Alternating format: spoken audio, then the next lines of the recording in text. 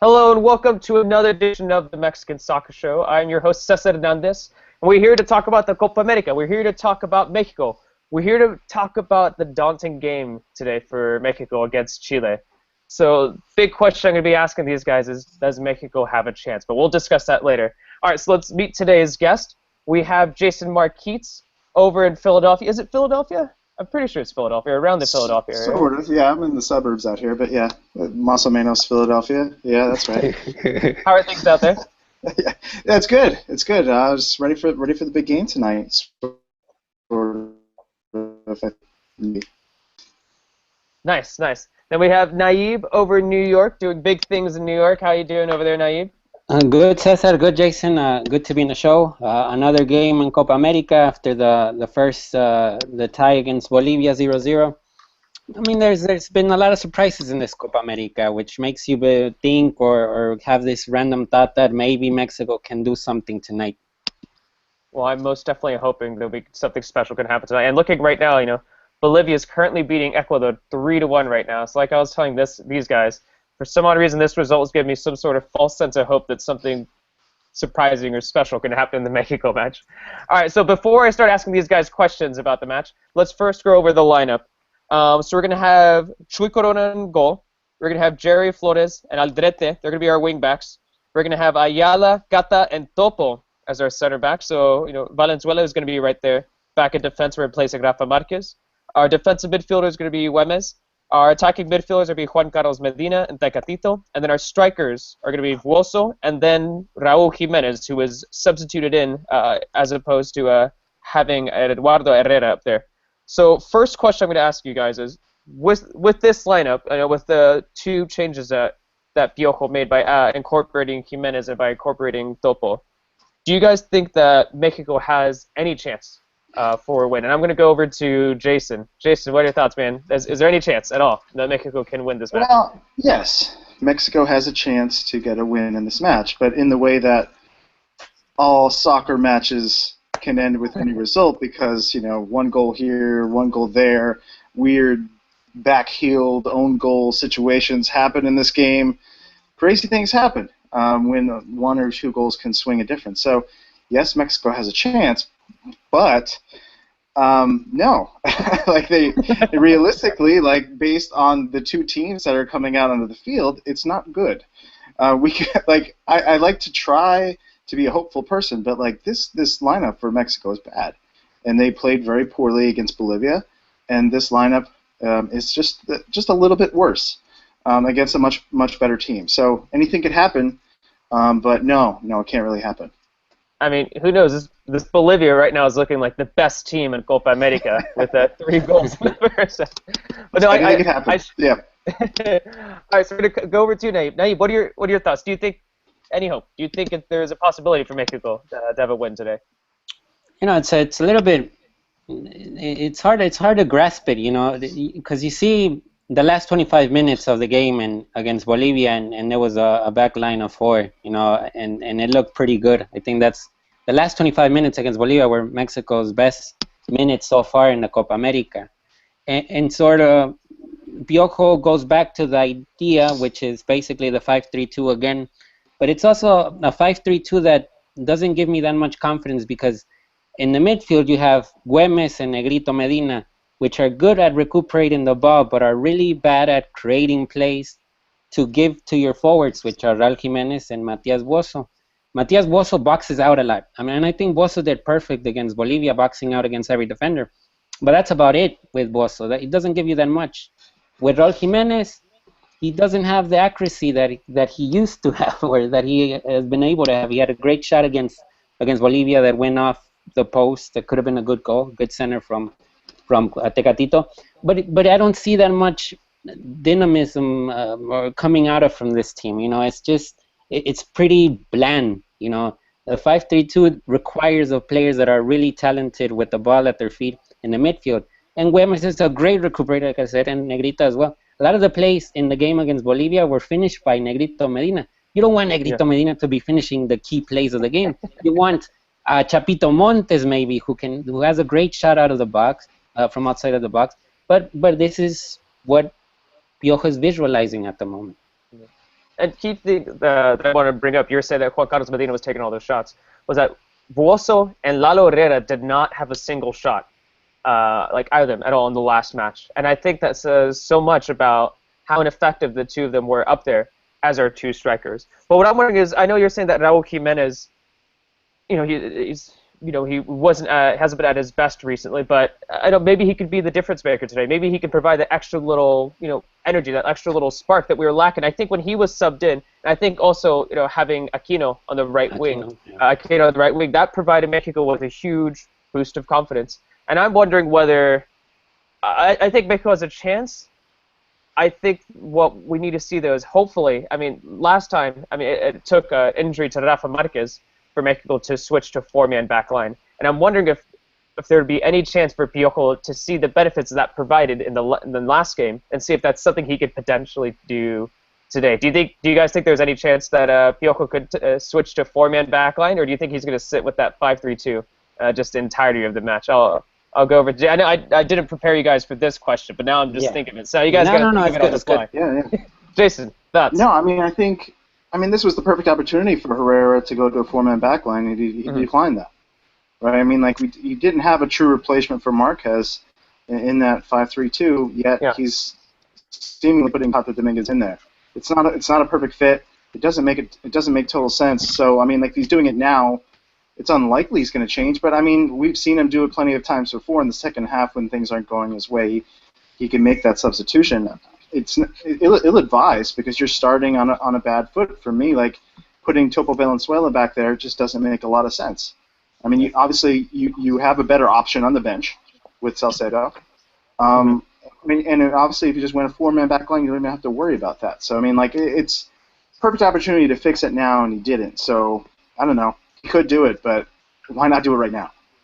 Yeah, good. No, that's an excellent point. And I think my hope is that hopefully, Aquino, I think when he was substituted in, he was one of the more effective players. I think even with the short amount of time on the pitch, I think he was one of the more effective players in the entirety of the match. But he only thrives as a winger, and I think he would really struggle as being one of those more central-minded midfielders. So hopefully, if he was to bring Aquino in, maybe he would sacrifice a central defender. But who knows?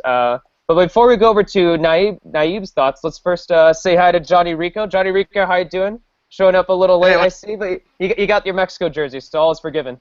Hey, I was about to say, anybody want to point out the big elephant in the room? Johnny Rico's in the house.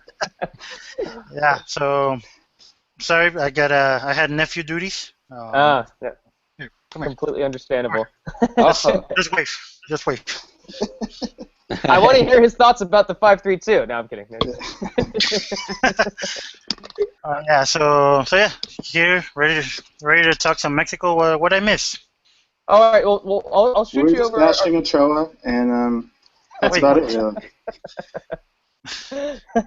I'll shoot you over our first question that I asked Naive and Jason, and then it's: do you think Mexico has any chance today at securing a win against Chile? Do you think there's any chance at all whatsoever? Yes. Would you like me to elaborate? Yes, elaborate. I'm fascinated to know why you would think yes. No, well, I get it's a very tough match, probably the most difficult match to play, playing against the host. But the one glimmer of hope that it's historic. You go back and look at Mexico's history, they seem to rise to the tough games. They seem to rise to the occasion. When it's time to play the most difficult games of a competition, they seem to rise their level. They seem to be up to the challenge, and I think they'll do that. I expect both in the 1994 World Cup and in the 2002 World Cup, I expected Mexico to get crushed by Italy, and they didn't. They defied logic, and they rose to the occasion, played some really good games against the four-time world champions, and I think they can do it again today. I know they're heavy underdogs. I know Chile's a heavy favorite to win, but I still think they can do it. I want to agree with you. I'm a Mexico fan and myself really wants to agree with you. But I think those teams that tend to rise to the occasions are the A squads, not the squads that have Thopo in defense, not the squad that has Buoso as striker in 2015. So I do hope something like that happens, but I just can't see this squad doing that today. But all right, let's go over to Naib. We're going to be bouncing back from question to question because we left off about the 5-3-2. John, we were talking about if there's a possibility of Piojo switching from 5-3-2 to potentially a different formation to a four-man back line. So I'm going to cut over to Naib. And Naib, your thoughts? Do you think there's any chance that that Mexico could be switching their formation, or do you think Piojo's going to be sticking to that 5-3-2 all game? Yeah. Before I just go to the thoughts, Bolivia and the match Bolivia-Ecuador right now it's 3-2. So I mean that actually that helps a little bit considering the best third place kind of deal. The goal differentials and all that. One of the things I think the midfield by Chile is spectacular. Valdivia, Marcelo Diaz, Vidal, Aranguiz is also good. There's a lot of midfielders that are really good in Chile, and you only have Güemes as your quote-unquote only a center holding midfielder. I think one of the keys in this game is that Mexico should have kind of made a lineup to kind of, populate the midfield in a way to sort of disrupt Chile's football and creation. And with the 5-3-2, I don't know if that's going to work, especially if you only have one center holding midfielder. Maybe Negrito Medina is going to push back and do a lot of that job. But I think if El Tri would have put like a 4-4-2 maybe, there would have been more midfielders on the midfield. And I think it could happen as the game goes on, depending on the score and what happens on in the game. I think there is a possibility for Medina, who has played before, as a more defensive-minded midfielder, for him to maybe perhaps move back. And I think, considering his leadership role in the squad and the fact that he can play as an attack-minded midfielder and a defensive midfielder, I think that's one of the key reasons he's back there. So hopefully, I mean, I personally like the idea of using two defensive midfielders in this tournament. But we'll see what happens. Maybe Piojo won't make that change, but maybe he'll stick with a 5-3-2 the entirety of the match. So speaking of the reason why we had this conversation about having a 5-3-2 or 4-4-2 is because of Rafa being injured recently, and it left Piojo with some questions about what formations he's going to use, and ultimately it looks like he's still going to stick with the 5-3-2 formation. But I'm going to ask you guys: does Mexico benefit from having Marquez out? Do we think we're going to have a better result, or do you think that even though he's a little bit older, and even though he gets a yellow card every 3 minutes, do you think that's still a key player that we need in our squad? So I'm going to go over to Johnny. Johnny, what are your thoughts? Do you think this Mexico benefits from having Marquez out?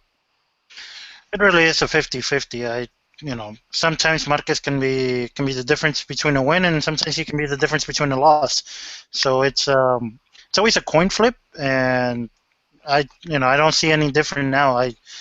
It's hard to predict what could have been, even after the fact. It's even tougher to predict what could have been before the fact. So I know it's really like a brain twister there, but we don't have them. Oh well, we just gotta look forward to what we do have, and build from there. I think that was the most optimistic thing you've ever said about Mexico. Right there. Usually you got some sort of criticism, some sort of pessimism, but I like it. I like that somewhat optimistic perspective. Some people might think that it's a very negative view of Rafa Marquez, but that's Rafa Marquez for me at least. He could be the difference between a win, and he could probably be the reason why Mexico loses. He gives up a red card or a penalty. So that's the coin flip that is Rafa Marquez. Yeah, that's entirely. I feel the same way about especially about him being that difference maker. Whether it means having a beautiful assist from about 45 yards out, or having that yellow card or that red card he could have potentially had in that friendly against Brazil. All right, so we're going to go over to Jason. Jason, does Mexico benefit from having Marquez out? I would say I would be more along the lines of saying yes if we had gone to that four-man back line. Yeah. Sticking with the five-man back line, I think Mexico's a lot worse. I mean, kind of going off what Johnny said, yes, Marquez does give you that chance that he can make that play that is the difference for Mexico. But it's clear that the replacements right now, those three central defenders back there, only give you the negative option. They don't present like that positive difference maker going forward, creating those plays. I mean, Kata, Ayala, Topo, they can have okay games. They can have decent games, but they're not going to have those games that just blow you out of the water with their play going forward, like Marquez can give you on the right day. So I mean, for L3, I mean, the hope is at this point that with that defense, the patchwork that it is at this point, with all the superior defenders going to the Gold Cup, is that they get through it. I mean, nothing great's going to happen. It's just, can they survive? It's a survival game. Without Marquez, one less key player's got experience, it's not better. Yeah. One thing you might mention, Gata. One thing I really want to say is that I didn't have really high expectations from Gata, but I'm not saying he's been doing an excellent job. But I don't know how you guys feel. I feel like Gata has been one of the players who surprised me a little bit. I thought. Maybe it's just I expected so little of him. Maybe that's what was going in my mind. I just expected not very much from him. But I think he's one of the few decent options that we've had so far in this defense for Mexico. So I think I need to give credit to Gata for. I mean, he had some good clearances in the last game. All right, so we're gonna go over to Naib. Naib, your thoughts on Rafa, on a Rafa-less Mexico. I think there's a point where the generational change has to happen. You know, it's kind of like he always comes back in a way. I mean, there's nothing against Rafa. I mean, he's probably the most historic center back that Mexico will ever have. You know, just to match what he has done in Europe. But at the same time, I mean, you know, there's this idea that we create that, you know, this 5-3-2 doesn't work if Rafa's not president. I mean, I think it's out of the. I mean, I would disregard it in a way. I mean, there is some improvements, but also Rafa Marquez doesn't have any speed anymore. I mean, he's easily outrun by a lot of players, and we have seen that in the friendlies, and we saw a little bit of that against Bolivia. You know, it doesn't make Mexico weak or anything. It just, in a sense, it allows for other players to step up and say, hey, I'm here and I want a shot as well. You know, and talking about Cata Dominguez, you know, Cata with Massa Rodriguez has learned a lot, you know, because Massa played in Europe already, and he has able to bring several, you know, skills and whatnot to Cruz Azul that Cata has been able to pay good attention and has captured them. So I mean, it's kind of a, you know, I'm not gonna say the Massa that we have seen in the last years has been way better than the one we saw when he was really young. You know, more mature, better on the tackles and stuff. So you can kind of say that Cata's like a little Massa, but you know, it's on in the works. Little Massa. Are you implying then, since Topo's a little bit older, that he's going to be teaching Ayala and Cata his skills, his impressive skills in defense? We'll have two little Topos on the side of Topo out there.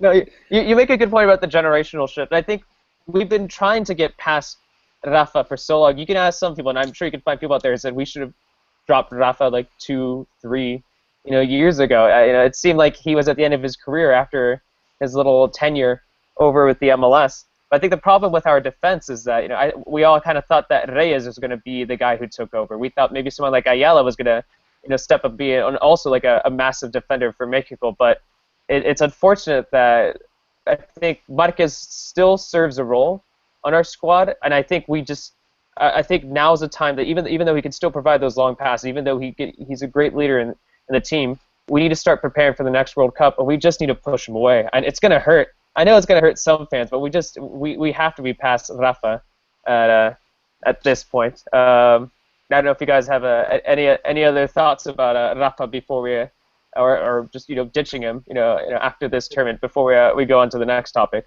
It's gonna hurt the opponent's legs even less. The thing with Rafa, I think he does know that the end is near. I think the fact that after the World Cup he really didn't even play a single friendly with El Tri, does say that he's already kind of taken himself out of the picture. And the fact that he's in the Copa America also signals it. I mean, I think if El Tri was going all or nothing in the Gold Cup, quote unquote, Rafa had to be in that team. But he selected to be in the Copa America for his cause. Yeah. And he did actually say recently that he would consider, not that he would, but that he would consider retirement for next season for the not from soccer, but just from the for international game. But then again, who knows? I mean, we've Rafa's proved me wrong so many times in the past, and maybe in the 2018 World Cup he'll be captaining for a fifth World Cup for L3 at the age of 53, which I believe is how old he'll be then. All right, so we'll go on to the next question. So just imagine that you're Piojo, you're in charge, and you get to set up the formation, you get to set up the changes for this game. If you were in charge, what changes would you make to this lineup, and what changes would you make in this formation? So I'm going to go over to Jason first. Jason, what changes would you make if you're Piojo and in charge of this roster? I definitely go with the four-man backline. I think the Gold Cup roster is geared to this 5-3-2, and I don't think this roster ever was. So I mean, I would put certainly we discussed it earlier, and I think it's kind of everyone's wish. I would definitely put Salcedo in there. Four-man backline, I'd consider. I don't know. There aren't a ton of great options for left back and right back, but looking in the midfield, definitely I wasn't too impressed with Medina in the first game. I think was in a tough position. He had to do a lot to make that midfield work, but it didn't work. And I would like a little more attack-minded, someone who can take those shots. We talked about him earlier, being the one that was left to the shots. I think Vuoso did a really good job in that first game setting up shots for the midfield and holding up the ball and delivering, and he was working like a bull out there. But those shots falling to Medina wasn't really happening. So getting someone like Montes or Fabian, either one would be fine with me in there. And other than that, I mean, I guess you consider putting, if you're going to switch to the four-man back line, that's when you think about Aquino. Aquino, certainly that his defensive pressure in the midfield, just all over the place, forcing the ball, and that's the thing that, I mean, that's like, for me, that's the number one attribute for Aquino that he brings to the game, just his presence pushing on the ball and just attack at all times. But the thing about Aquino is you don't often see that for 90 minutes with him. Like, he's great for bench and doing it, but I don't know if you get 90 minutes of it. But if I'm going four-man back line, I'd probably go Aquino as well. Yeah, that's I would like that too from Aquino, as I like to call him, Tecatito Light, even though he's a little bit older. But yeah, no, I think if you're going to be bringing in Aquino, he's just you've got to stick with him on the wing. You got to have him. You can't really have him as one of those more central-minded midfielders. And before I continue, just want to announce that Bolivia just beat Ecuador 3-2. So that's a massive, surprising win from Bolivia that just happened. So it's gonna. As for now, that's not good. Yeah, as for now, believe it or not, Bolivia, it's or not, but Bolivia is now in first place of the group. Check that out. We'll see what effect this can have for us going into the last match of this round. All right. Yeah, so Mexico really needed that game to end in a draw. Yeah, most definitely. Most definitely. I think the draw would have really helped. So now there's a good chance that Mexico could be fighting against Bolivia for a spot in second place, and Bolivia is going to be playing Chile in the last game as well. So it could potentially benefit both of them to look for a tie on that last match. Bolivia will get that spot in at second place that they never expected, and Chile could secure that one spot in first place with the tie. So who knows what will happen? All right. So speaking of changes and surprises, Johnny, do you have any surprises for us? Any surprise changes that you would make with this starting lineup? Well, like what formation changes would you make if you were in charge of Mexico? I'd probably put in Enrique Esqueda over Matias Bozo.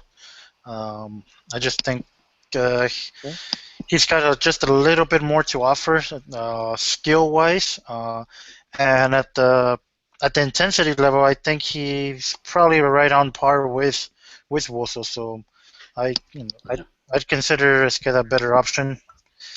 Other than that, not really. I like the midfield.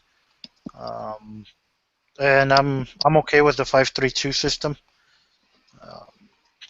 So yeah. Then one other change: Talavera in goal over Corona. Ooh. you know, yeah, I know, shocker.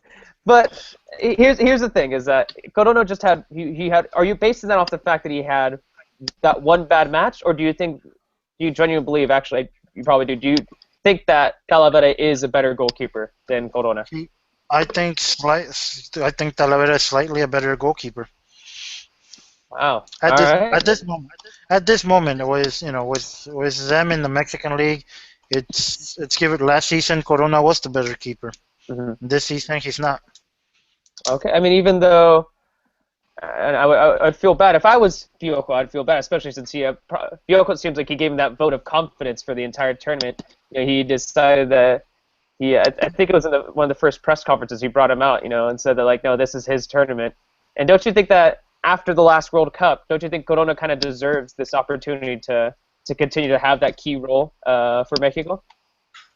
Well, you know the Mexican head coach job is not a popularity contest. If Corona, Yeah. if his feelings get hurt, that's just collateral damage. I mean, there's the job that needs to be done. Ruthless leader, John. I would love to see you in charge of the national team. That'd be a lot of fun, actually. All right, so let's go over to Naib. Naib, what changes would you make to this lineup? What changes would you make if you were in charge?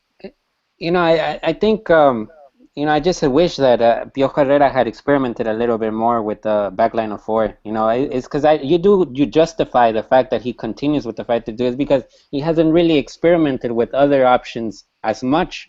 And this is a crucial game. If El Tri really decides to experiment now, it's really dangerous because of the opponent like Chile.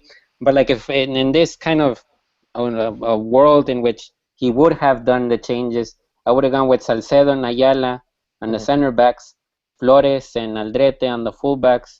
I have two holding midfielders with Güemes and Negrito. Then Aquino on the right, Tecatito and Montes, and the only striker would be Raul Jimenez.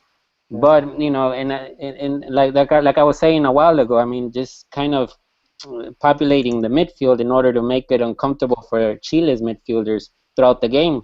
Because right now with the 5-3-2 is really scary when you see Vidal, when you see Aranguiz, when you see Marcelo Diaz, and also Alexis Sanchez likes coming up to the midfield because today Sampaoli will actually start a striker like Vargas. In the last game, he started Boseyur, who played in America, on the left midfield position, and didn't do much. So today, he's actually going to put a real striker in Vargas. And also, another name that Valdivia, El Mago Valdivia, is another great midfielder that kind of sends the last pass to the striker. So there's four: Marcelo Diaz, Valdivia, Vidal, Aranguiz.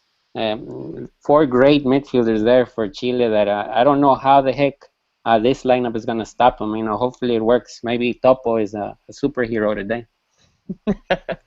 That would genuinely be the surprise of the match, is if Topo is the man of the match, just lifting like the man of the match award that he got, like just raising it up after constantly stopping Alexis Sanchez.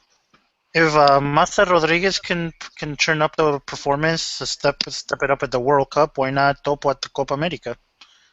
Yeah, who knows? I mean, I had zero expectations for Massa Rodriguez. Who really expected Massa Rodriguez to have the type of World Cup he had? But then again, he had a much bigger role before the World Cup. I mean, he was captaining the team in 2013. Topo wasn't the kind of player who was captaining the squad, before this tournament. I think there is a difference. I'm saying that who knows? Yeah, I think. But Massa Rodriguez captaining in 2013 was probably one of the biggest downfalls of the three head coaches before Herrera. Okay. And I don't know how to argue against that one, to be honest. It's a difference of quality. Like Mazza displayed quality. Like and he wasn't in form when he played with America, and he was going through a bad year when he came back to Mexico. But I mean, we've seen the quality. I mean, he played in Europe forever. Like he's just a real quality player. Topo's never been the same level as Mazza. Now, getting back to the topic, Topo can have a great game. It's possible because he's a decent defender. I mean, we get on his case because he's not really national team quality, I don't think. But he can perform a decent job, and like Naib kind of said, someone on that back line is really going to have one of those games because this formation is not set up to succeed against Chile right now, or Chile's going to really have to have a down game. Like they're going to have to miss some shots that they may otherwise make. So I mean, like, things are gonna have to break for Mexico a little bit. Yeah. I wanted to bring it back to the point which we were distracted from. I wanted to argue against Johnny's point, but then all that kept this image of Massa just flipping me off just kept popping up in my head. And I just got lost for a second there. That's the effect I go for with my comments. All right, so a little bit of a short show today, so let's we could wrap it One up. last thing I would change. One last thing I would change. Yeah. I'd get rid of those goddamn black jerseys. I think we can all agree on that. We could all agree on that. Mexico's identity is green jerseys, white shorts, red socks. That's why they are El Tri. Yeah. So let's stick to what we know. No, I've liked some of the black jerseys. I mean, I'm wearing one right now, but that current design that they have is awful. I don't know. It looks like some sort of training kit. It looks like something they'd be using as they're warming up before actually wearing a better jersey. And I think the white one's a little bit better, but it's still, I don't know. It looks like a weird knockoff Real Madrid jersey, doesn't it? That's what I would change. I'll take the women's jerseys. Those look 10 times better. Yeah. All right, so we're gonna go to our predictions for the match. So let's go over to Naive first. I'm just arbitrarily choosing you guys. There's no method here. Oh, prediction right, time! Prediction time. Naive, what are you shooting for? 5-0 win for Mexico, 8-0 win. How many goals is Stoppel gonna score? I'll go with a 2-2 Mexico 2-2. Chile. Yeah. One of the things that I've seen so far in this Copa America is that the teams that are quote-unquote favorites are not used to being quote-unquote favorites. Like Colombia and Chile, I think Chile didn't sort of totally convince me against Ecuador. I think Ecuador had great opportunities to score against Chile.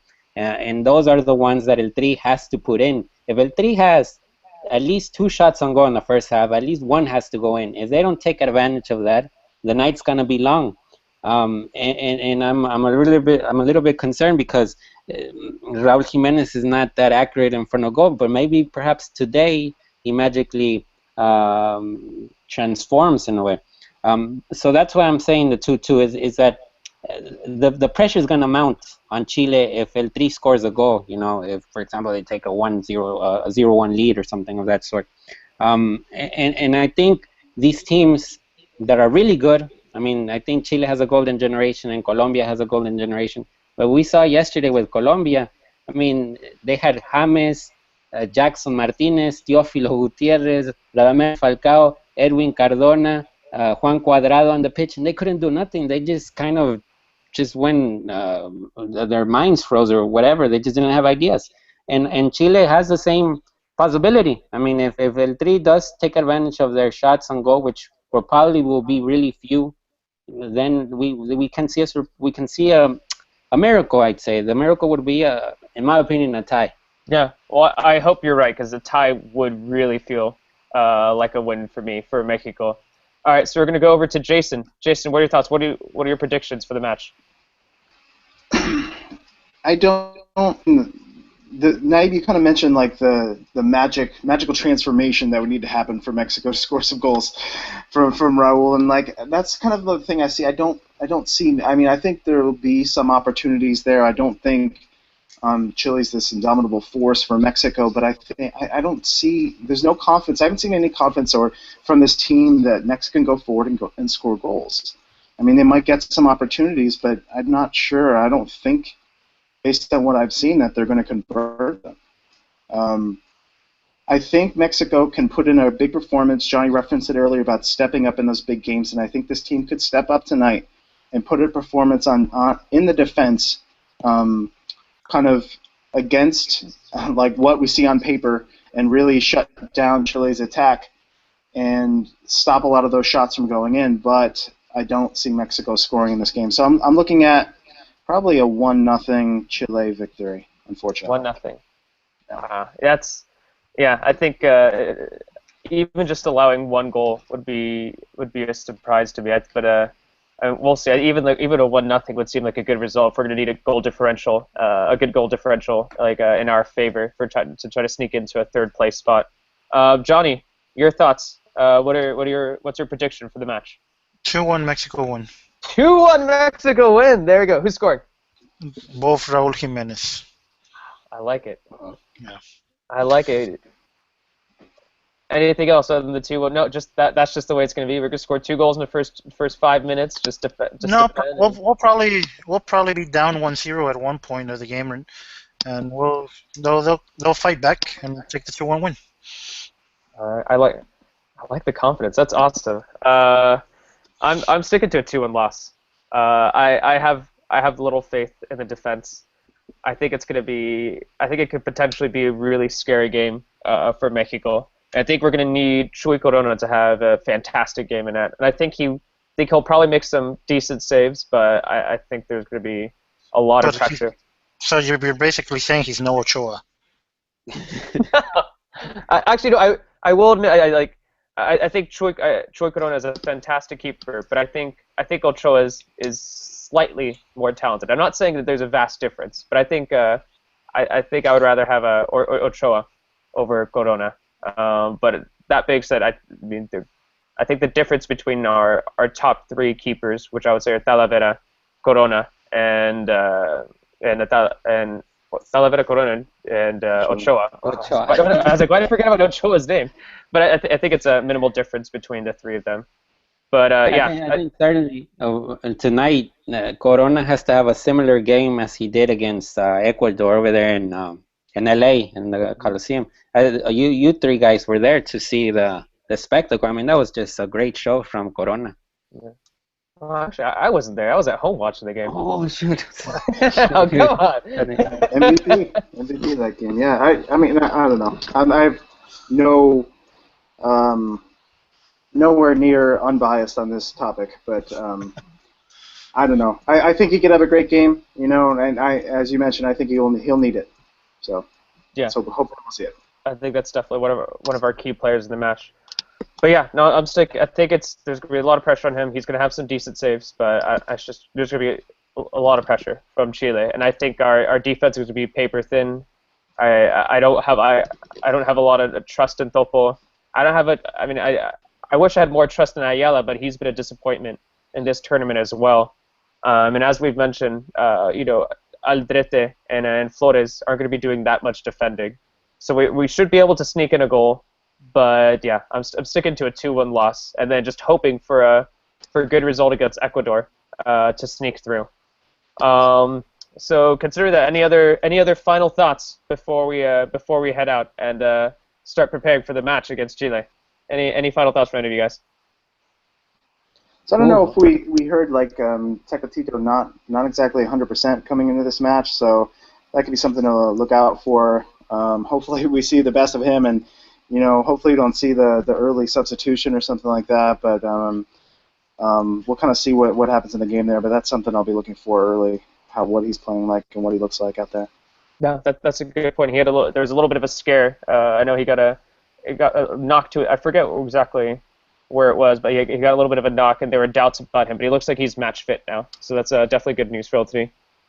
Naive, it sounds like you're about to say something. Yeah. I mean, the thing that I just want to point out is the midfield. I mean, I think I've been like a broken recorder this whole show and talking about the midfield and how important that place will be in this game. Hopefully Güemes has a good game as well. I think Güemes can afford to lose the ball. I mean, if Mexico is unable to pass the ball in their territory or just give it away, it's going to be not a nice sight to see. Yeah, well, luckily, I think Güemes has been doing a good job. It hasn't been a performance that has made him like stand out, but I think in the last match, I think he did a decent job intercepting the balls and doing a lot of the dirty work for Mexico in the middle of the field. So I have faith in him, but I wish we could have another defensive midfielder right alongside him. Maybe have Juan Carlos Medina sit a little bit further back. All right, Johnny, any final thoughts? No, let's get to the game. All right, let's get to the game. It's a little under 20 minutes until the match starts. I got to get ready. I'm in charge of the player rating, so and I'll get plenty of criticism about those. I'm in charge of pizza. Oh, what? Oh, dude, let's switch. Oh, that sounds so much better. Much more important. All right, guys. I'll talk to you guys later. Thanks to everyone who watched the show. Hopefully we'll see a good result from Mexico, but we'll see. Keep your fingers crossed out there. All right. See you guys later.